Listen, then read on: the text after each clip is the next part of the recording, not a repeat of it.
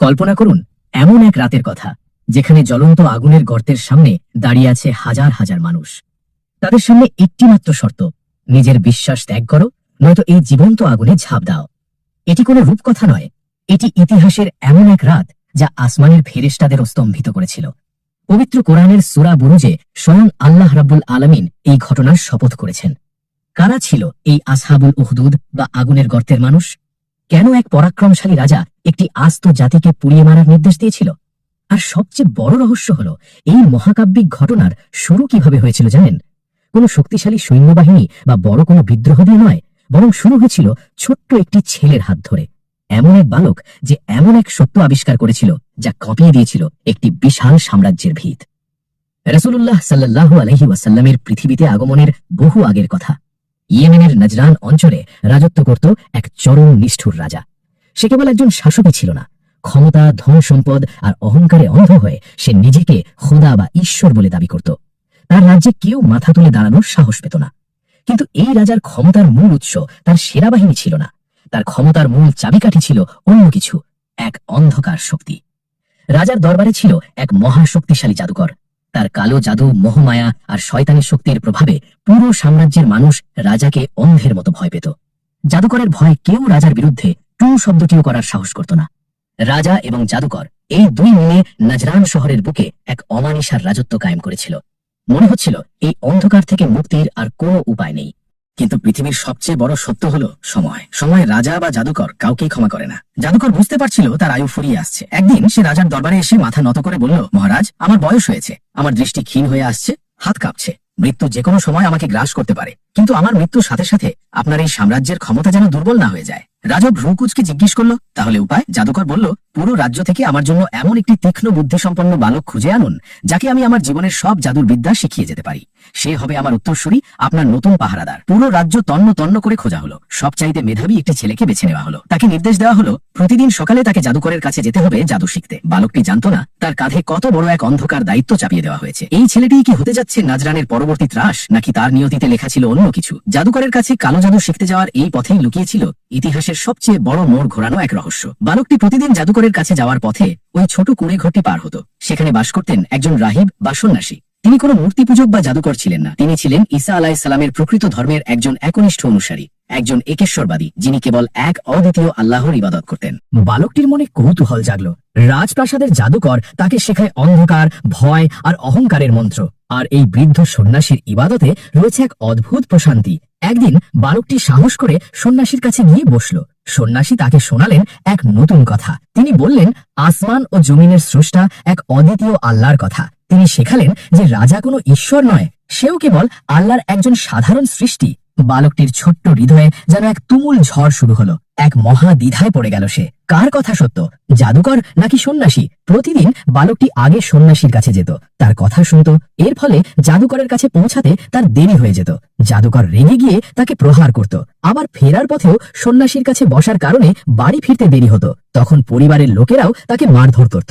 বালকটি সন্ন্যাসীকে তার এই কষ্টের কথা জানালো। সন্ন্যাসী তাকে একটি বুদ্ধি শিখিয়ে দিলেন। বললেন, জাদুকর যখন দেরির কারণ জিজ্ঞেস করবে, বলবে পরিবারের কারণে দেরি হয়েছে, আর পরিবার যখন জিজ্ঞেস করবে, বলবে জাদুকরের কাছে আটকে পড়েছিলাম। এভাবেই দিন কাটছিল। কিন্তু বালকটির মনে তখনও একটি প্রশ্ন ঘুরপাক খাচ্ছিল, সত্য আসলে কোনটি? আমি কি জাদুকরের পথ বেছে নেব নাকি সন্ন্যাসীর? একদিন এমন একটি ঘটনা ঘটল যা বালকটির সব দ্বিধা চিরতরে মুছে দেওয়ার জন্য যথেষ্ট ছিল। বালকটি রাস্তায় বেরিয়ে দেখল, রাস্তার ঠিক মাঝখানে এসে দাঁড়িয়েছে এক বিশাল হিংস্র এক জন্তু। কি সেই জন্তু তা ইতিহাসে স্পষ্টভাবে বলা হয়নি, কিন্তু তার ভয়াবহতা ছিল এতটাই প্রচন্ড যে পুরো শহরের মানুষ অবরুদ্ধ হয়ে পড়েছিল। কেউ সাহস করে রাস্তা পার হতে পারছিল না। যারা চেষ্টা করেছিল তারা পিছু হটতে বাধ্য হয়েছিল। চারদিকে শুধু হাহাকার আর আতঙ্ক। এক পরাক্রমশালী রাজার বিশাল সেনাবাহিনী, তার জাদুকরের কালো জাদু, সব যেন আজ এই বন্য প্রাণীর সামনে অসহায়। ঠিক সেই মুহূর্তে সেখানে এসে উপস্থিত হলো আমাদের সেই বালক। সে দেখল মানুষের দীর্ঘ সারি থমকে আছে, তাদের চোখে ভয়ের ছাপ। বালকটি বুঝতে পারল আজ এক চূড়ান্ত ফয়সালার দিন।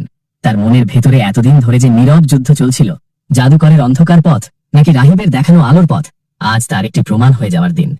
বালকটি কোনো তরবারি হাতে নিল না, কোনো বর্ষা খুঁজল না। সে মাটি থেকে ছোট্ট একটি পাথর তুলে নিল। চারপাশের মানুষ অবাক হয়ে তাকিয়ে আছে। একটা ছোট্ট ছেলে হাতে সামান্য একটা পাথর নিয়ে এক বিশাল দানবের সামনে দাঁড়িয়েছে। হে তো নিশ্চিত আত্মহত্যা। কিন্তু মানুষের চোখ যা দেখতে পাচ্ছিল না তা হলো বালকটির ভেতরের ইমানের শক্তি। বালকটি আকাশের দিকে তাকালো। তার হৃদয় থেকে উচ্ছ্রিত হলো ইতিহাসের অন্যতম শ্রেষ্ঠ এক প্রার্থনা। সে মনে মনে বলল, হে আল্লাহ, জাদুকরের পথের চেয়ে যদি রাহিবের পথটি আপনার কাছে বেশি প্রিয় হয়ে থাকে, তবে আজ এই পাথর দিয়ে এই জন্তুটিকে আপনি হত্যা করুন, যাতে মানুষের চলাচলের পথ উন্মুক্ত হয়ে যায়। এই বলে সে পাথরটি সজোরে নিক্ষেপ করল। পাথরটি গিয়ে সরাসরি জন্তুটির গায়ে আঘাত করল, আর অবিশ্বাস্যভাবে চোখের পলকে সেই বিশাল ভয়ঙ্কর জন্তুটি মাটিতে লুটিয়ে পড়ল। চিরকালের জন্য নিস্তেজ হয়ে গেল তার শরীর। রাস্তা পরিষ্কার হয়ে গেল। জনতা বিস্ময়ে হতবাক। জাদুকরের কোনো মন্ত্র নয়, রাজার কোনো সৈন্য নয়, একটি সাধারণ বালকের ছোঁড়া এক টুকরো পাথর কিভাবে এত বড় অসাধ্য সাধন করল। তারা জানত না এই পাথরের পেছনে ছিল মহাবিশ্বের স্রষ্টার অসীম শক্তি। বালকটির মনে আর কোনো সন্দেহ রইল না। সত্য আজ তার সামনে দিনের আলোর মতো পরিষ্কার। বালকটি ছুটে গেল রাহিবের কাছে। আনন্দের আতিশয্যে সে রাহিবকে পুরো ঘটনাটি খুলে বলল। কিন্তু রাহিবের মুখ আনন্দে উজ্জ্বল হওয়ার বদলে এক গভীর চিন্তায় মগ্ন হয়ে গেল। তিনি বালকটির দিকে তাকিয়ে এক দীর্ঘশ্বাস ফেলে বললেন, হে বৎস, আজ তুমি আমার চেয়েও শ্রেষ্ঠ মর্যাদায় পৌঁছে গেছো।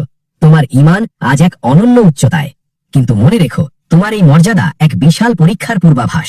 খুব শীঘ্রই তুমি এক কঠিন পরীক্ষার সম্মুখীন হবে, আর যখন সেই পরীক্ষা আসবে তখন ভুলেও কারো কাছে আমার নাম প্রকাশ করবে না। রাহিব জানতেন এই পথ ফুলের বিছানা নয়, তৌহিদের বা একত্ববাদের পথটি বরাবরই কণ্টকাকীর্ণ। এরপর থেকে বালকটির জীবনে এক অদ্ভুত পরিবর্তন আসতে শুরু করল। আল্লাহ সুবহানাহু ওয়া তাআলা তাকে এমন এক অলৌকিক ক্ষমতা দান করলেন যা দেখে পুরো সাম্রাজ্য চমকে উঠল।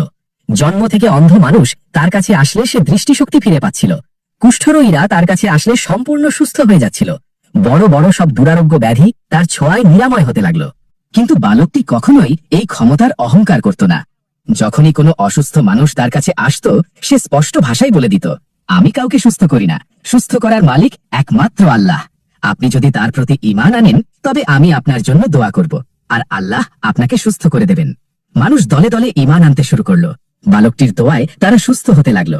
রাজার মিথ্যে ঈশ্বরত্বের প্রাসাদে যেন নীরবে এক বিশাল ফাটল ধরতে শুরু করলো। রাজার দরবারে একজন খুব কাছের এবং সম্মানীয় মন্ত্রী ছিলেন, যিনি দুর্ভাগ্যবশত অন্ধ হয়ে গিয়েছিলেন। তিনি যখন বালকটির এই অলৌকিক ক্ষমতার কথা শুনলেন, তখন তার মনে আশার আলো জেগে উঠল। তিনি প্রচুর ধন সম্পদ, স্বর্ণ মুদ্রা আর উপহার নিয়ে বালকটির কাছে এসে হাজির হলেন। তিনি বললেন, তুমি যদি আমাকে সুস্থ করে দিতে পারো, আমার দৃষ্টিশক্তি ফিরিয়ে দিতে পারো, তবে এই সব মূল্যবান সম্পদ তোমার হয়ে যাবে। বালকটি সেই ধন সম্পদের দিকে ফিরেও তাকালো না। তার কণ্ঠে ধ্বনিত হলো সেই একই অটল বিশ্বাস, আমি কাউকে সুস্থ করতে পারি না, আর অর্থের বিনিময়ে তো নয়। নিরাময় করার ক্ষমতা কেবল আমার রবের, আল্লাহর। আপনি যদি আমার রবের প্রতি ঈমান আনেন তবে আমি তার কাছে দোয়া করব, তিনি আপনাকে সুস্থ করবেন। অন্ধমন্ত্রী এক মুহূর্ত ভাবলেন, যে চোখের আলোর জন্য তিনি এতকাল ধরে হাহাকার করছেন, তার জন্য তিনি যে কোনো কিছু করতে প্রস্তুত। তিনি বালকটির রবের প্রতি ঈমান আনলেন। বালকটি আল্লাহর কাছে দোয়া করল, আর সাথে সাথেই মন্ত্রীর অন্ধ চোখ দুটি খুলে গেল। তিনি আবার এই সুন্দর পৃথিবী দেখতে পেলেন। পরদিন সকালে মন্ত্রী রাজ দরবারে রাজার পাশে গিয়ে বসলেন, ঠিক যেমনটি তিনি অন্ধ হওয়ার আগে বসতেন। রাজা তাকে দেখে চমকে উঠল। তোমার দৃষ্টিশক্তি কে ফিরিয়ে দিল? রাজা বিস্ময়ের সাথে জিজ্ঞেস করল। মন্ত্রী অত্যন্ত শান্ত কিন্তু দৃঢ় কণ্ঠে উত্তর দিলেন, আমার রব। রাজার কপালে ভাঁজ পড়ল। তার সাম্রাজ্যে তাকে ছাড়া অন্য কোনো রব বা ঈশ্বর থাকতে পারে, এটা তার কল্পনাতীত। সে ভ্রুকুটি করে বলল, আমি ছাড়া তোমার আবার অন্য কোনো রব আছে নাকি? মন্ত্রী নির্ভীকভাবে উত্তর দিলেন, হ্যাঁ, আমার এবং আপনার রব আল্লাহ। পুরো দরবারে যেন পিনপতন নীরবতা নেমে এলো। রাজার নিজের মন্ত্রী, তার সবচেয়ে কাছের মানুষ, তাকে ঈশ্বর মানতে অস্বীকার করছে। রাজার অহংকারে এক বিশাল আঘাত লাগল। ক্রোধে তার চোখ ফেটে পড়ার উপক্রম হলো। রাজার নির্দেশে মন্ত্রীকে বন্দী করা হলো। শুরু হলো অমানবিক নির্যাতন। দিনের পর দিন, রাতের পর রাত তার উপর চলল ভয়ঙ্কর শারীরিক নিপীড়ন। তার একটি অপরাধ, সে কেন রাজাকে বাদ দিয়ে অদেখা এক আল্লাহকে রব মেনেছে। নির্যাতনের মাত্রা যখন সহ্য সীমা ছাড়িয়ে গেল, তখন মন্ত্রী আর টিকতে পারলেন না। তিনি বাধ্য হয়ে বালকটির কথা বলে দিলেন। রাজার সৈন্যরা বালকটিকে দরবারে ধরে নিয়ে এলো। রাজা তাকে দেখে বলল, হে বালক, আমি শুনেছি তোমার জাদুবিদ্যা নাকি এতই উন্নতি লাভ করেছে যে তুমি এখন অন্ধ ও কুষ্ঠরোগীদেরও ভালো করতে পারো। বালকটি নির্ভয়ে রাজার চোখের দিকে তাকিয়ে বলল, আমি কোনো জাদু করি না, আমি কাউকে সুস্থও করি না। সুস্থ করার মালিক একমাত্র আল্লাহ। রাজার ক্ষোভ এবার বালকটির ওপর গিয়ে পড়ল। একটি ছোট্ট ছেলে তার মুখের ওপর তাকে অস্বীকার করছে। বালকটির ওপরও শুরু হলো নির্মম নির্যাতন। চাবুকের আঘাতে বালকটির কোমল শরীর রক্তাক্ত হয়ে গেল। যন্ত্রণায় ছটফট করতে করতে একসময় বালকটিও রাহিবের কথা বলে দিল। এবার রাজার সৈন্যদের পাঠানো হলো সেই পাহাড়ি কুড়ে ঘরে। রাহিবকে শিকল পরিয়ে রাজ দরবারে হাজির করা হলো।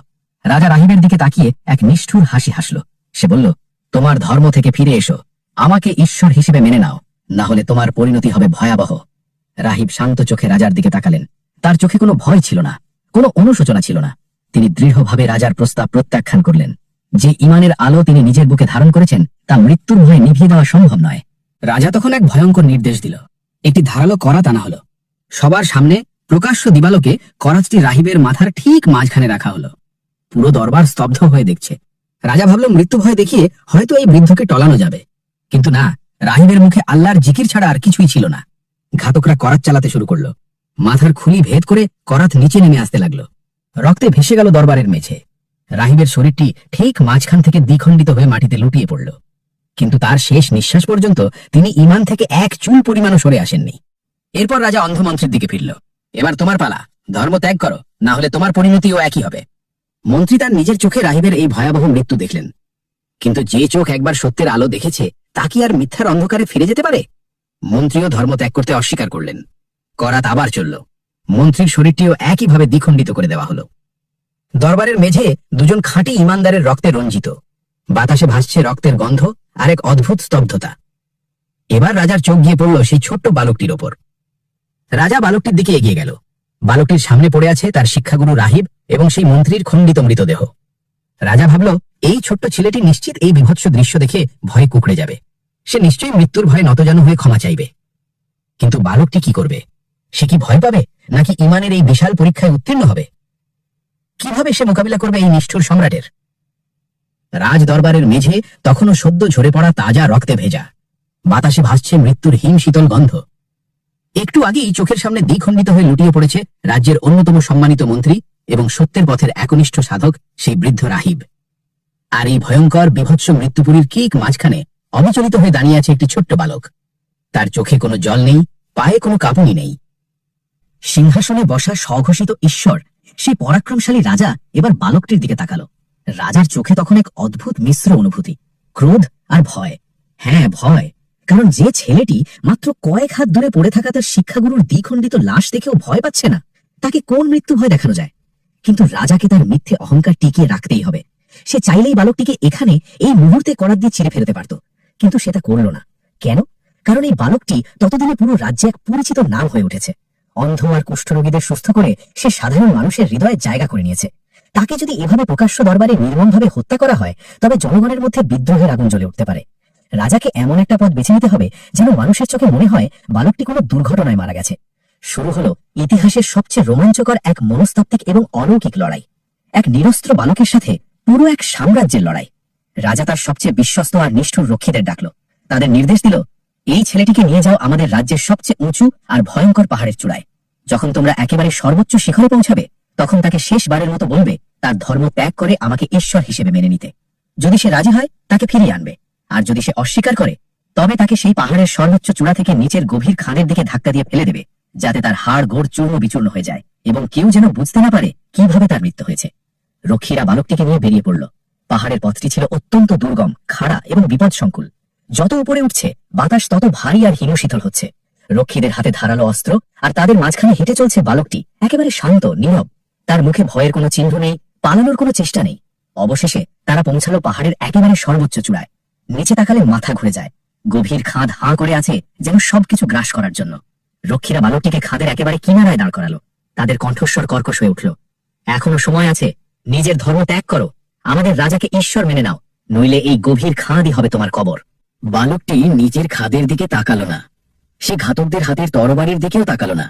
সে তার দৃষ্টি নিবদ্ধ করল সেই বিশাল আকাশের দিকে, যেখানে তার রবের আরশ। তার হৃদয় তখন আল্লাহর সাথে এক অদ্ভুত প্রশান্তিময় সংযোগে যুক্ত। সে অত্যন্ত শান্ত কণ্ঠে, কিন্তু পাহাড়ের চেয়ে অটল বিশ্বাস নিয়ে একটি ছোট্ট দোয়া করল। আল্লাহুম্মা কফিনিহিম বিমা শি'তা।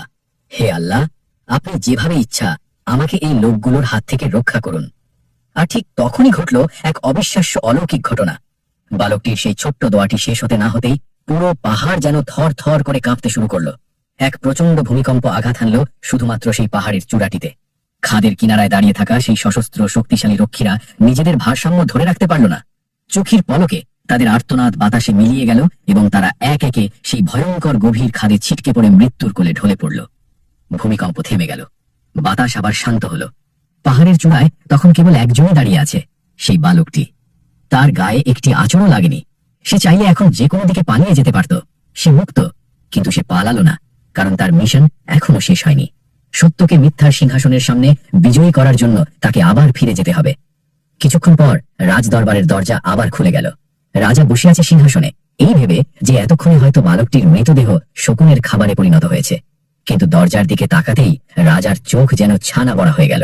রাজার শির দাঁড়াবে এক শীতল স্রোত নেমে গেল। এ কিভাবে সম্ভব? সেই বালকটি, যাকে সে নিজের হাতে মৃত্যুর মুখে পাঠিয়েছিল, সে একেবারে অক্ষত অবস্থায় হেঁটে হেঁটে সোজা রাজার সামনে এসে দাঁড়িয়েছে। রাজা হতবাক হয়ে কাঁপা কাঁপা গলায় জিজ্ঞেস করল, তোমার সাথীরা কোথায়? আমার রক্ষীরা কোথায় গেল? বালকটি অত্যন্ত শান্ত এবং নির্লিপ্ত কণ্ঠে উত্তর দিল, আমার রব আল্লাহ আমাকে তাদের হাত থেকে রক্ষা করেছেন। রাজার বুকের ভেতর তখন এক অজানা আতঙ্ক দানা বাঁধতে শুরু করেছে। এই ছেলে তো কোনো সাধারণ মানুষ নয়। তাকে পাহাড় থেকে ফেলে দেওয়া যায় না, রক্ষীরা তাকে মারতে পারে না, কিন্তু অহংকার মানুষকে অন্ধ করে দেয়। রাজা ভাবল, পাহাড়ের চূড়ায় হয়তো কোনো প্রাকৃতিক দুর্যোগ ঘটেছিল। এবার সে এমন এক পরিকল্পনা করবে যেখান থেকে এই বালকের বেঁচে ফেরার কোনো উপায় থাকবে না। রাজা এবার তার আরেক দল দুর্ধর্ষ সৈন্যকে ডাকল। সে নির্দেশ দিল, এই ছেলেকে এবার একটি নৌকায় করে সমুদ্রের ঠিক মাঝখানে নিয়ে যাও, যেখানে পানি সবচেয়ে গভীর, যেখানে ঢেউ সবচেয়ে ভয়ঙ্কর। সেখানে গিয়ে তাকে বলবে ধর্ম ত্যাগ করতে। যদি সে অস্বীকার করে, তবে তার হাত পা বেঁধে তাকে সেই উত্তাল সমুদ্রের অতল গহ্বরে নিক্ষেপ করবে। সমুদ্রের বুক থেকে কেউ কোনোদিন ফিরে আসতে পারে না। আবার শুরু হলো বালকটির মৃত্যুযাত্রা। এবার তাকে নিয়ে যাওয়া হলো বিশাল সীমাহীন এক সমুদ্রের বুকে। মাঝ সমুদ্রে যাওয়ার পর চারপাশের পরিবেশ বদলে গেল। আকাশ কালো মেঘে ঢেকে গেল। শুরু হলো প্রবল বাতাস আর বিশাল বিশাল ঢেউ। ছোট নৌকাটি সেই উত্তাল ঢেউয়ের মাঝে খড়কুটোর মতো কাঁপতে লাগলো। সৈন্যরা বালকটির দিকে এগিয়ে গেল, তাদের হাতে মোটা দড়ি। তারা হুমকি দিল, ধর্ম ত্যাগ করো, রাজাকে ঈশ্বর মানো, নইলে এই গভীর সমুদ্রের বুকেই তোমার সলিল সমাধি হবে। বালকটির চোখের সামনে চারদিকে শুধু মৃত্যু। নিচে অথই পানি, উপরে কালো আকাশ। কিন্তু তার হৃদয় তখনও প্রশান্ত, কারণ সে জানে এই সমুদ্রের পানির চেয়েও অনেক বিশাল তার রবের ক্ষমতা। সে আবার চোখ বন্ধ করল। তার ঠোঁটে উচ্চারিত হলো সেই একই প্রার্থনা যা সে পাহাড়ের চূড়ায় করেছিল, হে আল্লাহ, আপনি যেভাবে ইচ্ছা আমাকে এই লোকগুলোর হাত থেকে রক্ষা করুন। দোয়া শেষ হওয়ার সাথে সাথেই সমুদ্রের বুক ফুঁড়ে এক বিশাল ভয়ঙ্কর ঢেউ এসে আছড়ে পড়ল তাদের নৌকার উপর। চোখের পলকে নৌকাটি উল্টে গেল। সৈন্যরা তাদের ভারী বর্ম আর অস্ত্রশস্ত্র নিয়ে সমুদ্রের অতল গভীরে তলিয়ে যেতে লাগলো। তাদের বাঁচার সমস্ত চিৎকার সমুদ্রের গর্জনে হারিয়ে গেল। কিন্তু বালকটি, যে আল্লাহ হযরত ইউনুস আলাইহিসসালামকে মাছের পেট থেকে রক্ষা করেছিলেন, যে আল্লাহ হযরত মুসা আলাইহিসসালামের জন্য সমুদ্রের বুক চিরে রাস্তা করে দিয়েছিলেন, সেই একই আল্লাহ আজ এই ছোট্ট বালকটিকেও রক্ষা করলেন। স্রোত আর ঢেউ যেন তাকে সযত্নে কোলে তুলে তীরের দিকে নিয়ে এলো। সে আবার বেঁচে গেল। রাজ দরবারে তখন পিন পতন নীরবতা। রাজা অস্থির হয়ে পায়চারি করছে। হঠাৎ প্রহরীরা সসম্ভ্রমে পথ ছেড়ে দিল। রাজা থমকে দাঁড়ালো। তার শ্বাস যেন আটকে গেল। দরজার সামনে গায়ে সমুদ্রের ভেজা বালি মেখে একেবারে শান্ত ভঙ্গিতে দাঁড়িয়ে আছে সেই বালকটি। রাজার মনে হলো তার পায়ের নিচ থেকে মাটি সরে যাচ্ছে। তার ক্ষমতা, তার জাদুকর, তার সেনাবাহিনী, তার পাহাড়, তার সমুদ্র, সবকিছু এই একটা ছোট্ট ছেলের কাছে বারবার হেরে যাচ্ছে। রাজা চিৎকার করে উঠল, কি হয়েছে আমার সৈন্যদের? তারা কোথায়? বালকটি আগের মতোই শান্ত কণ্ঠে জবাব দিল, আমার রব আল্লাহ আমাকে তাদের হাত থেকে রক্ষা করেছেন। রাজা এবার হতাশায় সিংহাসনে বসে পড়ল। সে বুঝতে পারল এই ছেলেকে হত্যা করার কোনো ক্ষমতা তার নেই। তার সমস্ত চেষ্টা ব্যর্থ হয়েছে।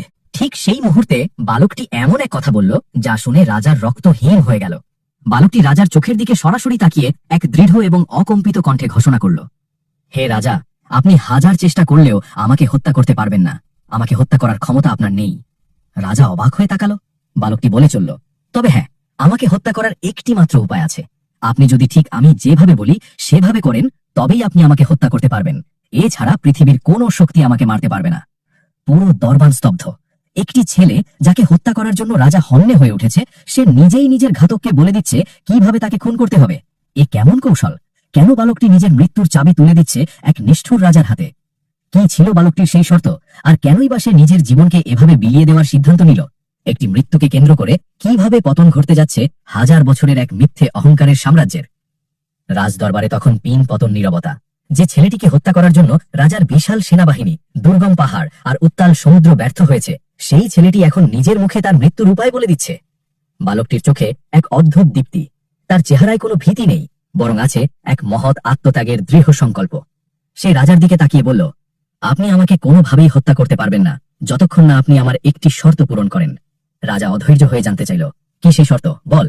বালকটি অত্যন্ত শান্ত অথচ গম্ভীর কণ্ঠে বলল, আপনাকে একটি বিশাল খোলা মাঠে রাজ্যের সমস্ত মানুষকে একত্রিত করতে হবে। এরপর আমাকে একটি খেজুর গাছের কাণ্ডের সাথে বাঁধতে হবে। তারপর আমার নিজের তনির থেকে একটি তীর বের করে ধনুকে পড়াবেন। তীরটি ছড়ার ঠিক আগ মুহূর্তে আপনাকে পুরো জনসমুদ্রের সামনে উচ্চস্বরে বলতে হবে, বিসমিল্লাহি রব্বিল গোলাম, অর্থাৎ বালকটির রবের নামে, যিনি এই বালকের প্রভু। একমাত্র তখনই আপনার ছড়া তীর আমাকে আঘাত করবে এবং আমার মৃত্যু হবে। অন্যথায় আপনার কোনো অস্ত্রই আমার কেশাগ্র স্পর্শ করতে পারবে না। অহংকারে অন্ধ রাজা বালকটির এই কথার পেছনের গভীর রহস্য বুঝতে পারল না। তার মাথায় তখন একটাই চিন্তা, যেভাবেই হোক এই অবাধ্য বালকটিকে দুনিয়া থেকে সরিয়ে দিতে হবে। সে বালকটির শর্তে রাজি হয়ে গেল। দিনক্ষণ ঠিক হলো। রাজার নির্দেশে পুরো রাজ্যের মানুষকে একটি বিশাল ময়দানে জড়ো করা হলো। হাজার হাজার মানুষ, আবাল বৃদ্ধ বনিতা, সবাই আজ উপস্থিত। সবার মনে একটাই প্রশ্ন, কি হতে যাচ্ছে আজ? যে বালকটি অন্ধদের চোখ ফিরিয়ে দেয়, যে বালককে সমুদ্র আর পাহাড় গিলতে পারেনি, আজ কি তার শেষ দিন? ময়দানের ঠিক মাঝখানে একটি বড় গাছের কাণ্ডের সাথে বালকটিকে শক্ত করে বাঁধা হলো। বালকটির মুখমণ্ডলে এক স্বর্গীয় প্রশান্তি। সে জানে তার জীবনের মিশন আজ পূর্ণ হতে চলেছে। তার এই ছোট্ট জীবনের বিনিময়ে আজ এমন এক বিপ্লব ঘটবে যা ইতিহাস চিরকাল মনে রাখবে। রাজা তার জাঁকজমকপূর্ণ পোশাক পরে ময়দানে এসে দাঁড়ালো। তার হাতে ধনুক। সে বালকটির তুনির থেকে একটি তীর বের করলো। হাজার হাজার মানুষের চোখ তখন রাজার দিকে নিবদ্ধ। পুরো ময়দানে এক নিস্তব্ধতা নেমে এসেছে। রাজা তীরটি ধনুকে পড়ালো, ছিলা টান টান করলো। এরপর বালকটির শিখিয়ে দেওয়া সেই বাক্যটি সে উচ্চস্বরে উচ্চারণ করলো, যা পুরো ময়দানে প্রতিধ্বনিত হলো, বিসমিল্লাহি রব্বিল গোলাম, অর্থাৎ সেই আল্লাহর নামে, যিনি এই বালকের রব। সাঁ করে তীরটি ছুটে গেল আর সোজা গিয়ে বিদ্ধ হলো বালকটির কানের ঠিক পাশের অংশে, তার রগটিতে। বালকটি তার হাত দিয়ে তীরের আঘাতের স্থানটি চেপে ধরল। তার চোখ দিয়ে এক ফোঁটা জল গড়িয়ে পড়ল কিনা কেউ জানে না, কিন্তু তার ঠোঁটে ফুটে উঠল এক বিজয়ী হাসি। সে তার রবের কাছে ফিরে গেল। মৃত্যুর কোলে ঢলে পড়ল ইতিহাসের অন্যতম শ্রেষ্ঠ এক তরুণ বীর। রাজা আনন্দে আত্মহারা। সে চিৎকার করে উঠল। সে ভাবল সে জিতে গেছে। তার সবচেয়ে বড় শত্রুকে সে অবশেষে হত্যা করতে পেরেছে। কিন্তু তার এই আনন্দ স্থায়ী হল মাত্র কয়েক মুহূর্ত। ময়দানে উপস্থিত হাজার হাজার মানুষ বোকা ছিল না। তারা সবকিছু নিজের চোখে দেখেছে এবং কান দিয়ে শুনেছে। তাদের মনের ভেতর বিদ্যুতের মতো একটি সত্য খেলে গেল। তারা নিজেদের মধ্যে বলাবলি করতে লাগলো, এই রাজা নিজেকে ঈশ্বর বলে দাবি করে, অথচ সে নিজের শক্তিতে এই সামান্য বালকটিকে হত্যা করতে পারল না। তাকে হত্যা করার জন্য রাজাকে সেই বালকটির রবের নাম নিতে হলো। তার মানে এই রাজার কোনো ক্ষমতা নেই। আসল ক্ষমতা কেবল বালকটির রবের হাতে। মুহূর্তের মধ্যে পুরো জনসমুদ্রের ভেতর এক নীরব বিস্ফোরণ ঘটল। ভয়ের যে চাদর দিয়ে জাদুকর আর রাজা তাদের ঢেকে রেখেছিল তা ছিন্ন ভিন্ন হয়ে গেল।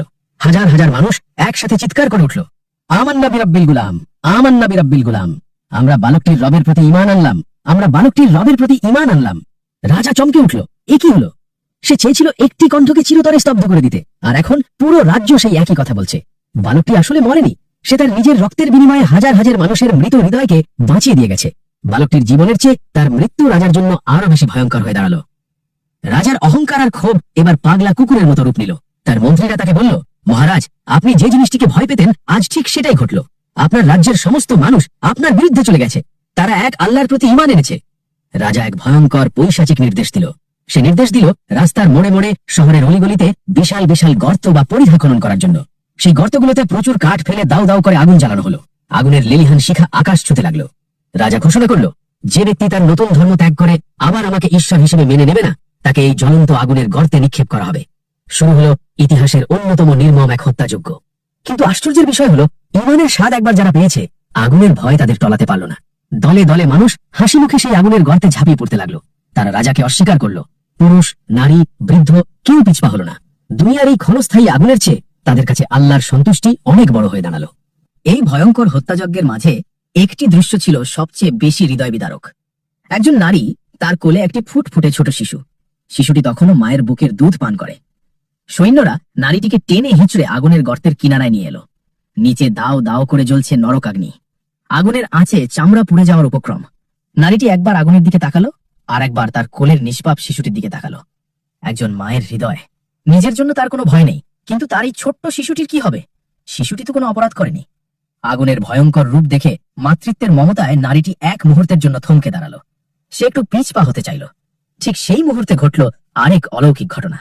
যে শিশুটি এখনো ঠিকমতো কথা বলতে শেখেনি, সেই কোলের শিশুটি তার মায়ের দিকে তাকিয়ে স্পষ্ট ভাষায় বলে উঠল, ইয়া উম্মাহ ইসবিলি ফাইন্নাকি আলাল হক।